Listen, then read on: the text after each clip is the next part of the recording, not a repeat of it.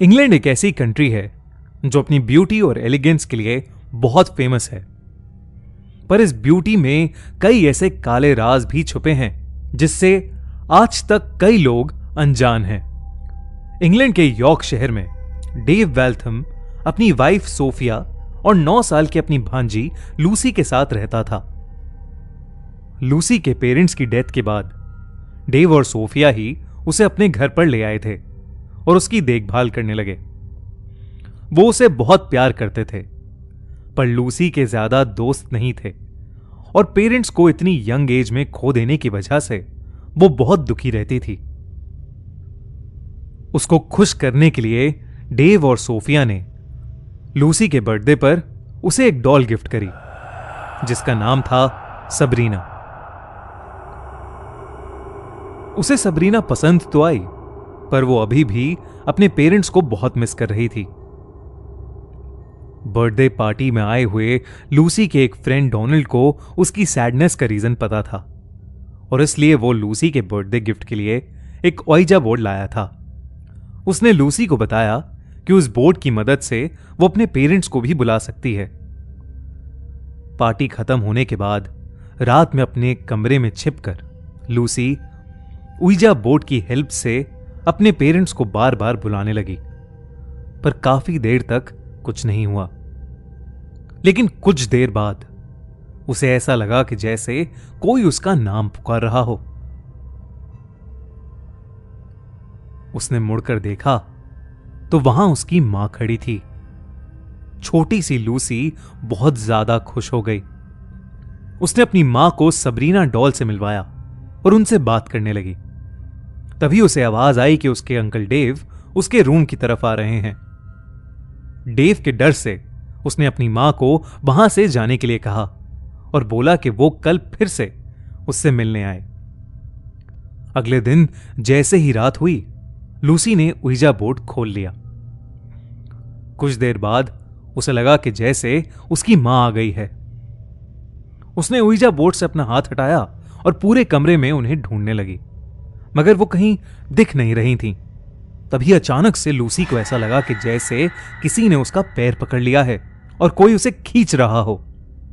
Lucy डर के मारे चिल्लाने लगी। उसे खींचते हुए कोई चीज बेड के नीचे ले गई। लूसी ने देखा तो वहां उसकी मां थी, पर उनका चेहरा धीरे धीरे एक डेविल के चेहरे में बदल गया। लूसी ने डर के मारे अपनी आंखें बंद कर लीं और जोर से चिल्लाने लगी। जैसे ही उसने फिर से आंखें खोली, वहां कोई था ही नहीं, बस बेड के नीचे सबरीना डॉल पड़ी थी। तभी उसकी चीख सुनकर उसके अंकल और आंट उसके रूम में आ गए। उन्होंने देखा कि वहां ओइजा बोर्ड पड़ा था।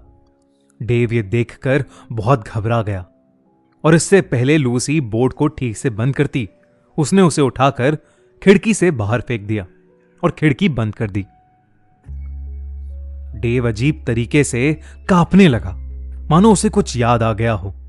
उसने जल्दी से अपने एक दोस्त, जो कि एक पैरानॉर्मल एक्सपर्ट भी था, उसे कॉल किया।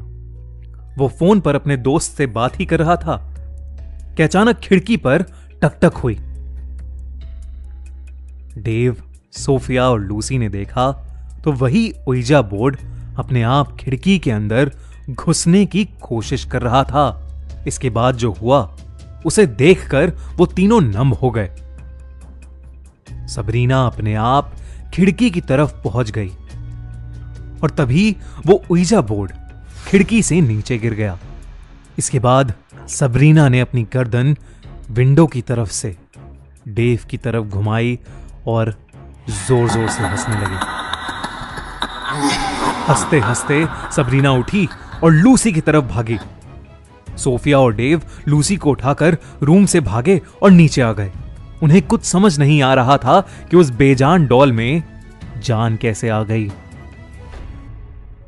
उन्होंने देखा कि सबरीना उल्टी होकर धीरे धीरे स्टेयर्स से नीचे आ रही थी। वो जाकर किचन के एक कोने में छुप गए।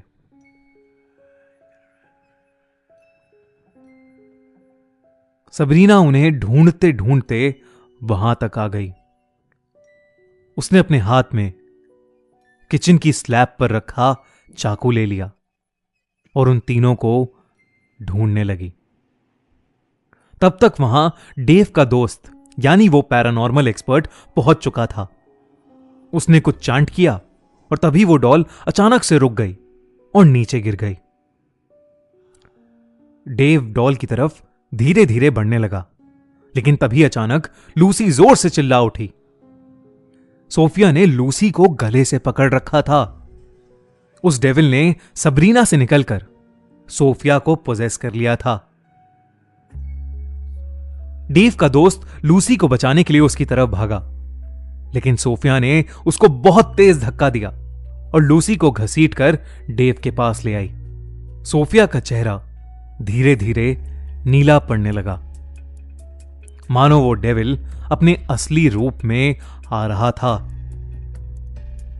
वो आत्मा लूसी का गला दबाते हुए डेव को देखकर बहुत जोर जोर से हंसने लगी।